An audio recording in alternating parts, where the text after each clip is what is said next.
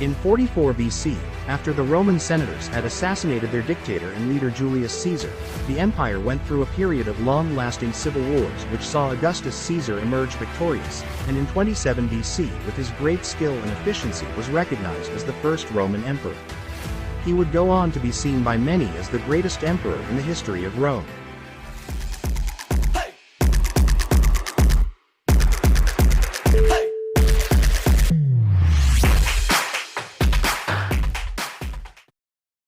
Augustus Caesar was born on the 23rd of September, 63 BC, in a place called the Ox Head situated on the Palatine Hill in Rome. He was born to the wealthy family of Gaius Octavius his father and Aetia Bulba his mother, who was also niece to his soon-to-be adoptive father, Julius Caesar. This makes Julius Caesar Augustus' great-uncle. Augustus Caesar, also known by his birth name Gaius Octavius Thurinus, grew up in Veltri, an Italian commune in the metropolitan city of Rome. His father Gaius Octavius, after serving his time as praetor, was appointed propraetor in 60 BC and was to serve as governor of Macedonia. Due to his victory over a slave revolt in Thurii, which happened not long after the birth of Octavius, the boy was given the name Thurinus. Soon after, he died in Nola when Octavius was just 4 years old. Following the death of his father, his mother remarried to Lucius Marcius Philippus, a former governor of Syria, after which Octavius was sent to his maternal grandmother Julia Minor, who would raise him until her death in 51 BC. Julia Minor was the second daughter of Gaius Julius Caesar and the elder sister of Gaius Julius Caesar the dictator, the one you might know more of. At the time of his grandmother's death, Octavius was about the age of 12, and though still very young, he had already gained much respect and admiration from the Romans, especially after he delivered the funeral oration in front of a large crowd during his grandmother's funeral. Soon after Julius' death, Octavius' mother and stepfather took up a more functional role of raising the boy. 4 years later, he put on the toga virilis, also known as toga pura, which was a roughly semicircular garment worn by Roman citizens starting from the age range of 14 and 17 as a symbol of masculinity and citizenship. It is worn when a Roman citizen is being recognized by the law to be of age, and is also referred to as donning the toga virilis. At the age of 14, Octavius began to get involved in political and military matters. During Julius Caesar's civil wars, he wanted to join Caesar for his campaign in Africa but gave up when his mother wouldn't let him, perhaps because of his young age, and Julius Caesar himself didn't wish for him to participate in the expedition out of concern for his health and well-being. However, in 46 BC, about a year later, his mother allowed him to join the famous dictator in Hispania, where he would battle against Pompey's men, but before he could commence his journey he became ill and therefore was delayed of his travel. After recovering from his illness, he embarked on his journey to the front, but unfortunately was shipwrecked on the way. After coming ashore, he passed through opposition territory to his great-uncle's camp. This made Caesar very proud, and from then on he began to monitor the boy closely. During his youth days, Octavius had a very close friend of his, named Agrippa, who was about his age and went to the same school with him. In spite of Agrippa's relationship with Caesar's family, his elder brother Lucius decided to side with Pompey's forces, thereby fighting for Cato the Younger in Africa, where he was captured after losing the battle. It is presumed that he had been captured but pardoned before, as Caesar was fond of showing mercy to his offenders the first time but was sure to punish those who repeated the offense. As a result, Lucius was possibly going to be executed. Afraid of his brother's fate, Agrippa asked Octavius to beg his uncle to pardon Lucius. This was the first time Octavius was going to request something from Caesar, and his plea was granted. Owing to this, Agrippa became forever loyal to Octavius, and Octavius himself was glad to have rescued his friend's brother for him. After the war, Caesar drew more attention to the boy, giving him military decorations and even putting him in charge of organizing the Greek games, which was an honorable task in the Republic. He took the job very seriously, doing whatever he could to get the best result out of it. His immense commitment unfortunately led to illness, during which Caesar, while taking care of the boy's pet, made sure he was tended to by the best doctors in Rome. Every day he would encourage the boy to get well, and when he couldn't, he would send friends to do likewise. At a certain time, when Caesar was at dinner, he received news that Octavius's illness had gotten worse and he was about to collapse. Upon hearing this, Caesar leapt and ran with no footwear to the boy's room, where he sat by his bedside and with huge emotions and worry began to question the physicians. After defeating Pompey, Caesar intended to finish off his sons who were raising an army against him in Spain. He wanted Octavius to go with him so he could experience and learn more about war and the military, but due to the young man's illness this was looking unlikely. Eventually Caesar had to go without him, but gave orders that the boy should join him as soon as he recovers. Seeing that Caesar had left without him, Octavius began to focus more on his health so he could recuperate sooner and join his great-uncle in Spain, and when he did he headed straight for Caesar, rejecting the request of those who intended to accompany him, including his mother, but took with him some of his strongest and fastest servants. Arriving in Tarraco, he couldn't find Caesar there, so he had to go through more perils and troubles before he met his uncle close to the city of Calpia. By the time he saw Caesar, the great dictator had already completed the war in 7 months. Notwithstanding, Caesar was very glad to see the boy strong again, for he had left him ill at home, but here he was, unharmed after having to face the troubles of war in his journey. Caesar didn't let the boy away from his side, he made him stay in his quarters and praised his passion and intelligence. During conversations he would ask the boy questions to see how he would reply, and Octavius didn't disappoint. He mostly gave brief and clever answers which intensified Caesar's fondness for him. Caesar was also proud of how Octavius liked to surround himself with companions and comrades and people of observation who were eager to attain excellence. Seeing how his great-uncle loved and took very good care of him, Octavius would often intervene on behalf of his friends and fellow citizens whenever they needed something or requested pardon from Caesar, and most of the times his pleas were granted. As a result, he became of great worth and merit to his friends, thereby earning him more respect and loyalty. However, he made sure not to make his requests in the wrong times. Later, Octavius went to Apollonia to study and receive military training. It was during this time he received a letter from his mother, stating how Julius Caesar had been assassinated by a group of senators during a Senate meeting at the Curia of Pompey. The senators claimed to have acted out of worries that Caesar's accumulation of power was subverting the republic and ended up stabbing the dictator 23 times to death.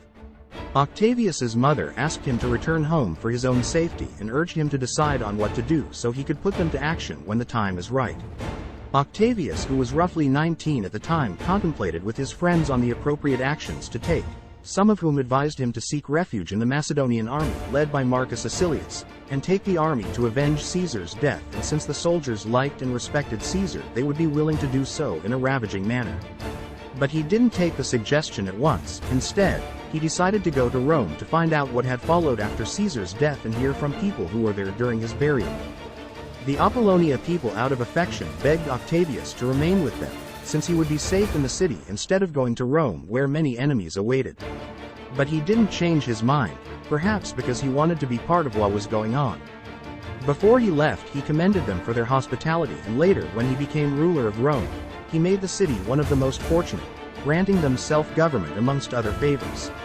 When he was leaving the city they escorted him in a very emotional way, with tears in their eyes as they admired the young man for his wisdom and self-control.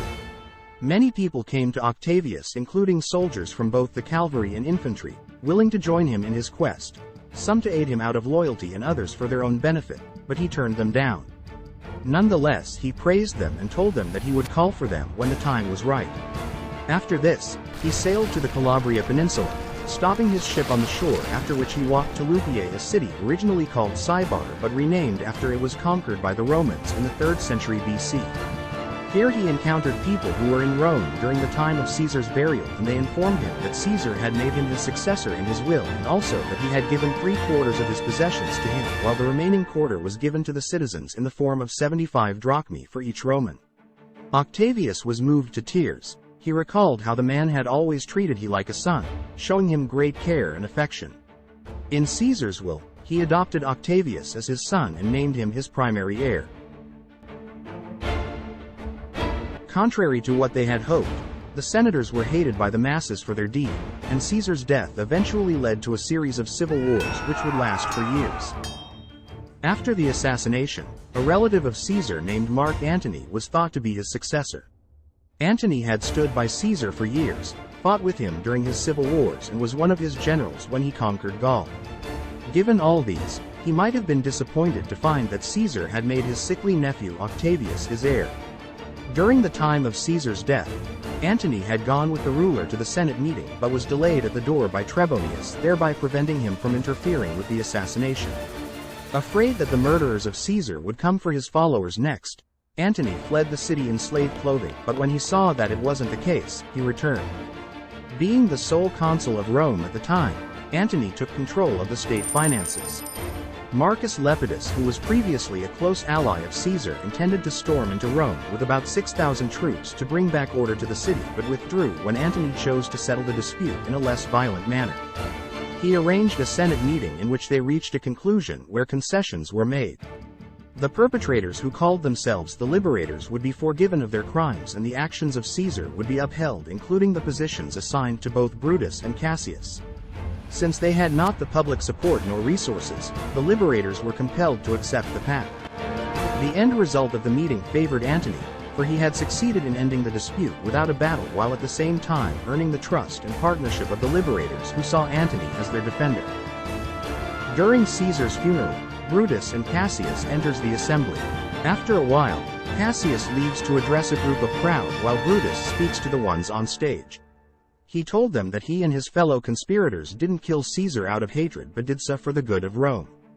To him Caesar was great, but his hunger for power was in excess. He was afraid that the citizens of Rome would become slaves under Caesar's rule. After speaking for a while, he then asked if anyone of the multitude disagreed with him, and when no one came forth, he ended the speech by declaring that he had wronged no one, and that Caesar's death had been justified considering both his good deeds and wrongs. He also told the crowd that Antony had no hand in the event of Caesar's death, but he would be part of the new regime. After this, Brutus was praised by some of the commoners, who now began to believe that Caesar was a cruel autocrat who got what he deserved, but he asked them to be silent and give ears to Antony, who was about to give the funeral oration at Caesar's burial, the funeral oration which would later turn the crowd against Brutus and his fellow conspirators. Antony, who had been Caesar's loyal lieutenant and consul, was chosen to quote the eulogy. After he entered with Caesar's body, he asked the crowd to pay attention, for he was there not to adore Caesar but to bury him. He started by agreeing to Brutus's claim that Caesar was too determined, while also professing that Brutus was an honorable citizen of the Republic. He then continued his speech about Caesar, reminding them of the good deeds of the man, mentioning how he usually brought back from war many prisoners of whom their fellow country people would make big payments to release, these payments which in turn increased the treasures of Rome. He reminded them of the time he offered Caesar the crown 3 times and he rejected it the same 3 times. He spoke of how Caesar had always shown mercy and help to the poor. After this, he stopped for a while to weep. At this point the crowd were starting to be emotional. They began to contemplate on what Antony had told them, wondering if far worse men had not ruled Rome. Antony continued to assure them that he wasn't saying this to refute Brutus but was just narrating what he knew of Caesar. Then he demanded that they mourn him, for they had adored him once. After this, he took out Caesar's will, which the crowd now begged him to read but replied that he shouldn't, for they would be touched the more by the affection Caesar had shown them. He also added that he had spent too much time and therefore had offended the honorable men who allowed him to make the presentation. But the crowd cursed the conspirators, calling them traitors, while also persuading Antony to read the will. Antony then began to read the will. In it, Caesar had adopted Octavius as his son and made him his primary heir. He had given a huge portion of his properties to the boy, while the remaining was donated to the Roman citizens. Antony also received a share of his, though not what he might have expected. While reading the will, he informed the crowd of the donation Caesar had made to them, after which he took the blood-stained toga from Caesar's body and showed them. Seeing this, the crowd became furious. Having realized how kind Caesar was to them even after his death, they began to riot the place. They rampaged the forum, burning down buildings, including ones belonging to some of the conspirators who called themselves the Liberators. At some point, a poet named Cinna was roaming the city when he came across the plebeians. They asked him his name, which he answered Cinna, confusing him with Cinna, one of the conspirators. They beat him to death despite his plea that he wasn't. Afraid, many of the Liberators fled the city. Antony, seeing the opportunity, removed Brutus and Cassius from their offices and assigned them with the task of obtaining wheat for Rome. This task, combined with their status as traitors, would have forced the Liberators to remain mostly outside Rome, thus giving Antony full control. But the conspirators turned down the job and instead went to Greece, where they intended to raise an army. In Greece, the liberators, mainly Brutus and Cassius, assembled troops against Antony. Their force eventually amounted to 17 legions, 8 led by Brutus and 9 by Cassius. While all these went on, Octavius, who was now Octavian, came to Antony as a friend of his great-uncle, to discuss matters with him. Octavian, who was about 19 at the time, asked Antony about Caesar's properties of which he was in possession of, reminding him of his inheritance and Caesar's demand that every citizen of Rome should receive a share of his wealth, to which Antony joked about and gave no concrete answer to. When the boy kept on pushing, Antony became furious and began to treat and speak to the boy harshly.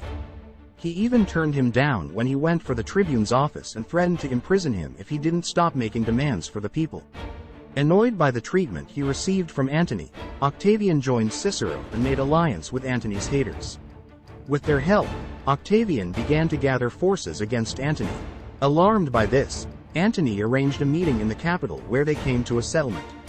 As time went on, Antony began to lose the support of the people, especially when he refused the decision to elevate Caesar to a god status. He was seen as a tyrant by the Senate, and things became worse when Octavian borrowed heavily to satisfy Caesar's bequests to the people and also to get his own veteran bodyguard, thus gaining the support of Caesar's followers, who saw him as a means to remove Antony from power. In September 44 BC, Octavian persuaded Marcus Tullius Cicero, one of the leading senators at the time, to denounce Antony and proclaim him a tyrant and threat to the Republic. As tension between Octavian and Antony continued to rise, the young Caesar kept on gathering more and more soldiers, many of whom had left Antony to join him. As of then, Octavian was just a private citizen, and so, him commanding an army that large in Rome was unlawful. With his term as consul coming to an end, combined with the public's negative opinion towards him, Antony tried securing a military assignment in his favor, which in turn would provide him with an army to defend himself. As was customary, in 43 BC, after their consular terms had ended, Antony and Dolabella were given the tasks of governing the provinces of Macedonia and Syria. Antony was to govern Macedonia while Dolabella controlled Syria. But Antony refused the task and instead chose to govern Cisalpine Gaul, of which Decimus Brutus, one of the leading conspirators in Caesar's murder, was appointed for. However, when Decimus refused to give up the region, Antony proceeded to take it by force. In December of 44 BC, he took with him his remaining soldiers and marched north, where he surrounded Brutus. Hearing this, Cicero along with the rest of the Senate condemned Antony's acts and pronounced him enemy of Rome. On the 1st of January 43 BC, the Senate approved of Octavian's army recruit and sent him along with consuls Hirtius and Pansa to apprehend Antony. At the Battle of Mutina, in 43 BC April, Antony was defeated and forced to retreat. The two consuls were killed, giving Octavian full control over their armies. After Antony was defeated, the Senate intended to eliminate Octavian and the remaining Caesarian factions. They gave Decimus charge over the Republic's legions and Sextus Pompey, the son of Pompey Magnus, charge of the Republic's fleet. Brutus and Cassius were assigned to govern Macedonia and Syria respectively. Despite these changes, the 8 legions under the command of Octavian, most of whom had been loyal to Caesar, refused to serve any of Caesar's assassins, thereby enabling Octavian retain control over his army. Around the same time, Antony joined forces with Marcus Lepidus, who was appointed governor of Transalpine Gaul and nearer Spain. Together their forces amounted to over 17 legions, the largest in the west. By May, Octavian began to negotiate secretly with Antony in order to form an alliance against the conspirators. While in Cisalpine Gaul, Octavian sent envoys to Rome, with the demand that he be made consul in place of Hirtius and Pansa, and also that the declaration of Antony as the state's enemy be revoked. However, his demands were turned down, and in August he responded by marching into Rome with 8 of his legions and taking control of the Republic. He pronounced himself consul, commended his soldiers for their service, after which he proceeded to capture and punish the liberators. In November of the same year, the 3 commanders, Octavian, Antony and Lepidus, met close to Bononia. 2 days later, they agreed to form a 3-man dictatorship to rule the Republic for 5 years. This establishment was called the Second Triumvirate, also known as the 3 Men for the Restoration of the Republic. The Republic's military and provinces were shared among the 3, with Antony in charge of Gaul, Lepidus Spain, and Octavian, who was 20 at the time, received Africa. To further strengthen the alliance, Octavian got married to Antony's stepdaughter, Claudia. The main aim of the alliance was to give justice to Caesar by prosecuting his murderers. While Brutus and Cassius controlled the eastern Mediterranean, Sextus Pompey was in charge of the Mediterranean islands. The triumvirs issued proscriptions against the liberators, which means they are from then on banished from the city. Their properties were seized and a reward was promised to anyone who could capture them dead or alive. The outcome of the proscription was fatal. About 2,000 Roman knights were killed. A third of the Senate, including Cicero, were executed on the 7th of December. While all these were going on, Brutus and Cassius were busy taking control of the eastern territories. They had gathered together a considerable amount of men preparing for war against the triumvirs. Before the triumvirate could reach the liberators, they had to first deal with Sextus Pompey and his men who had blockaded them. Quintus Salvidienus, who was one of Octavian's friends, tried breaking the blockade with force, but was beaten in the resulting battle due to his team's inexperience. However, Antony arrived with his men and routed Sextus's army.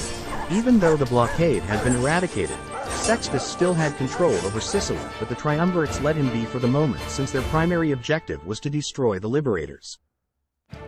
In 42 BC, Octavian and Antony marched to Macedonia with 19 legions to meet the liberators. The liberators, on the other hand, also had an army of 19 legions, though not as strong as the triumvirates. The first battle between the triumvirate and the liberators occurred in Philippi, a Greek city northwest of the nearby island. On the first week of October, Brutus went head-to-head with Octavian's troops while Cassius faced Antony. At first, Brutus seemed to be winning the battle, pushing Octavian back and entering his legion's camp. Meanwhile, to the south, Antony had defeated Cassius, and on receiving false news that Brutus had been captured, Cassius took his own life with the same sword used to kill Caesar. Brutus then took control of Cassius' men and the two sides ordered their forces to retreat, thereby rendering the battle a draw, if not for Cassius' death.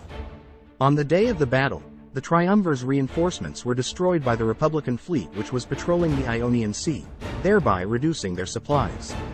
The triumvirs then sent a legion south to Achaia, a Roman province, to gather more supplies. They tried raising the soldiers' spirits by promising them further 25,000 denarii for the centurion and 5,000 for the rest of the soldiers. The liberators, on the other hand, had lost Cassius, who was their main strategic mind. Brutus possessed less military experience than his fellow liberator leader. And on top of that, he didn't have the same sort of respect from his soldiers as his colleague had.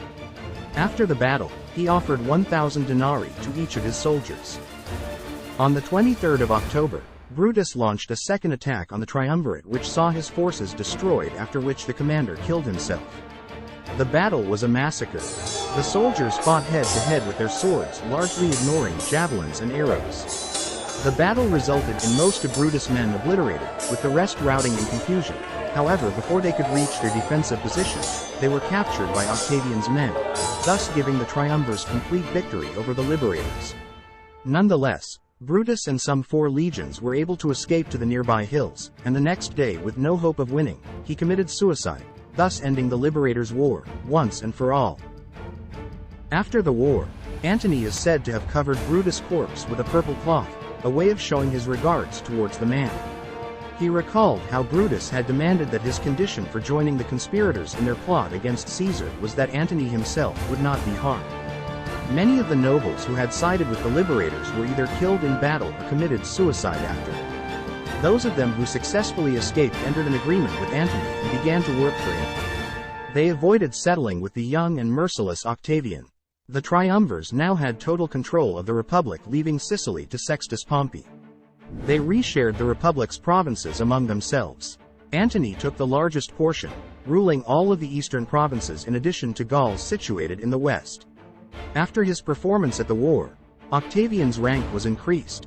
He was put in charge of Spain, which was withdrawn from Lepidus, who now was in charge of Africa. Now the war with the liberators was over. The triumvirate, especially Octavian along with his right-hand man Marcus Agrippa, turned their strength towards Sextus, who had by now taken total control of Sicily and a handful of other cities including Mylae, Messina and Tyndaris. He now possessed a powerful army along with a large number of warships. He recruited many slaves and followers who intended to conserve the Roman Republic, which to them was rapidly becoming a monocratic federation. In 38 BC, Octavian attempted to invade Sicily but was forced to withdraw due to bad weather. 2 years later, in July 36 BC, the triumvirate with their men sailed to Sicily, where they planned to attack Sextus. 2 fleets sailed from Italy and one of Lepidus came from Africa. Finally, in August, Agrippa defeated Sextus in a battle near Mylae, modern-day Milazzo. In the battle, 3 of Agrippa's ships were destroyed while Sextus lost 28 of his. About 200,000 men lost their lives in the battle, most of them from Sextus' side. The cities of Messina and Tyndarus were destroyed along with some of its neighborhood. While all these went on, Lepidus along with his army of 14 legions was able to capture and take control of Sicily. Sextus, seeing that he had lost the war, fled to Miletus, and in 35 BC he was apprehended and killed in the same city by Marcus Titius, one of Mark Antony's underlings, without undergoing due process. Octavian took note of this illegal act and would use it against Antony in the days to come. After the war, tension between the triumvirs grew even higher. At a time, Octavian paid visit to Lepidus at his camp. As he arrived, he was hailed by the soldiers as the son of Caesar and his rightful heir. Upon this, Lepidus became enraged and made an unwise move to banish Octavian beyond the boundaries of his camp. However, this act would prove to be a bad one. Many of his soldiers deserted him to join Octavian. Octavian himself charged him with attempted rebellion and toppling authority in Sicily. He was resigned from his duties and exiled to Circe, after which his provinces were taken by Octavian.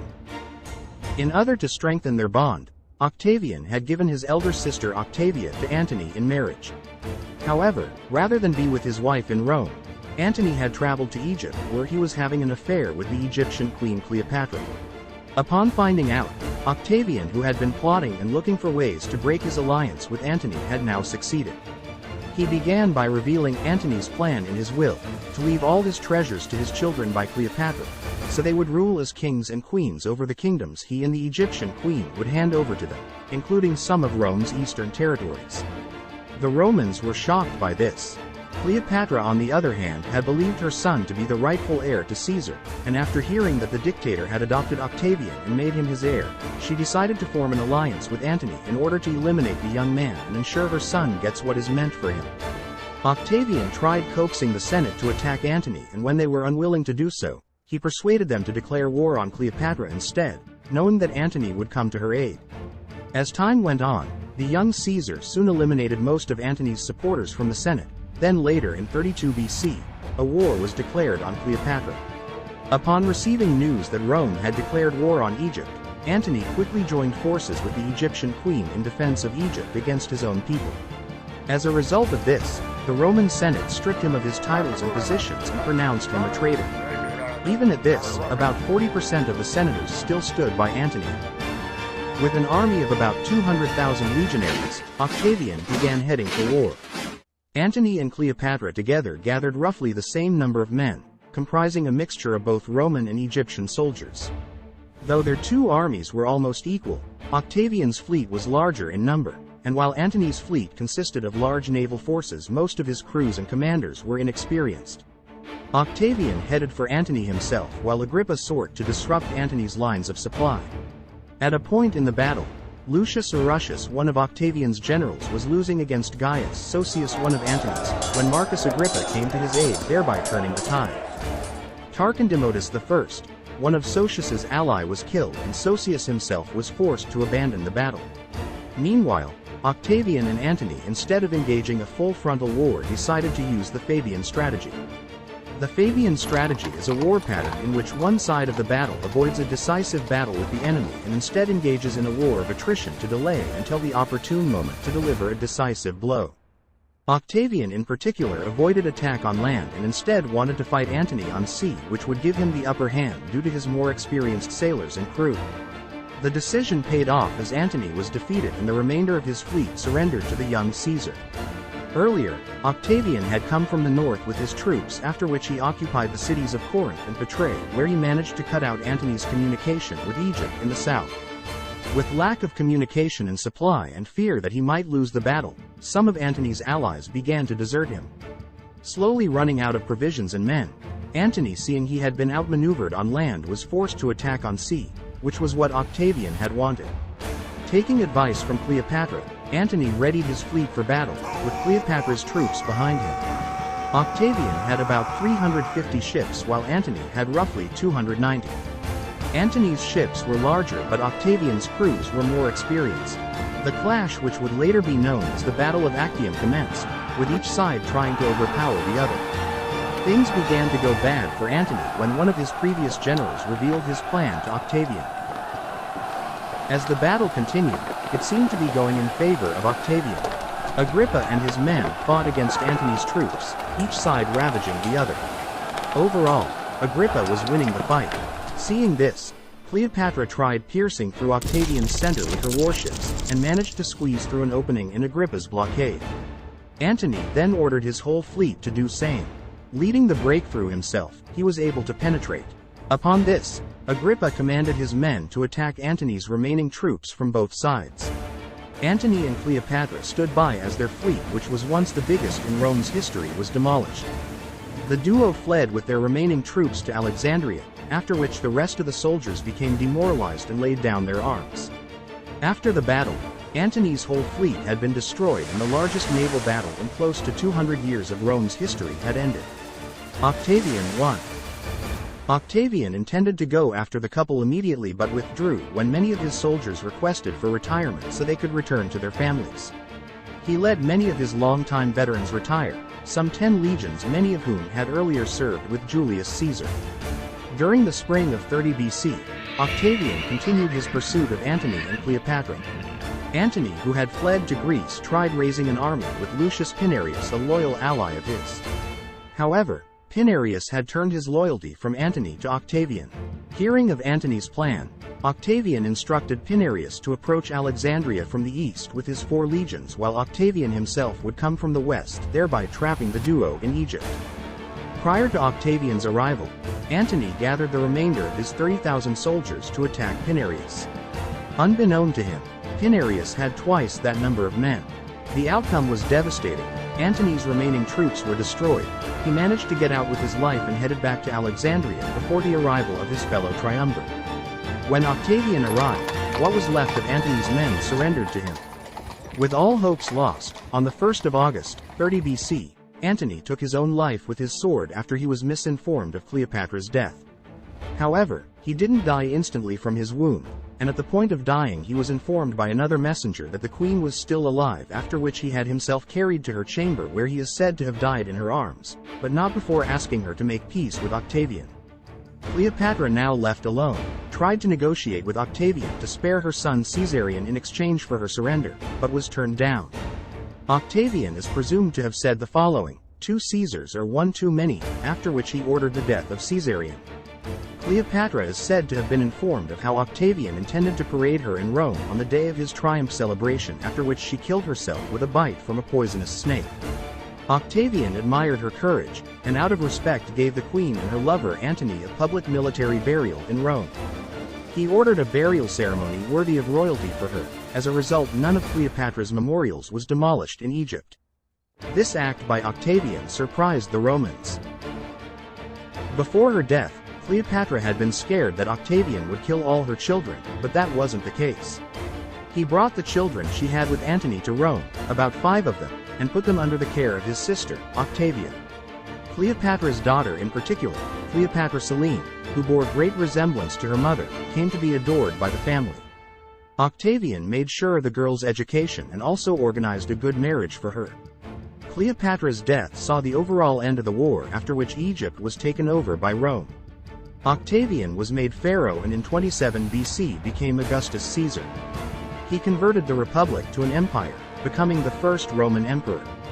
He would rule Rome from 62 BC to 14 AD, during the period of which he would initiate the Pax Romana, a peaceful period of 200 years in which the city would experience its golden era. He brought in progress and peace which had not been seen in the city for over a century. Caligula, Claudius and Nero, 3 Roman emperors from the 1st century, were all direct descendants of Mark Antony. Octavian's legacy would last till the fall of Rome in the 5th century AD, after which its eastern part would survive and continue as the Byzantine Empire. Thanks for watching.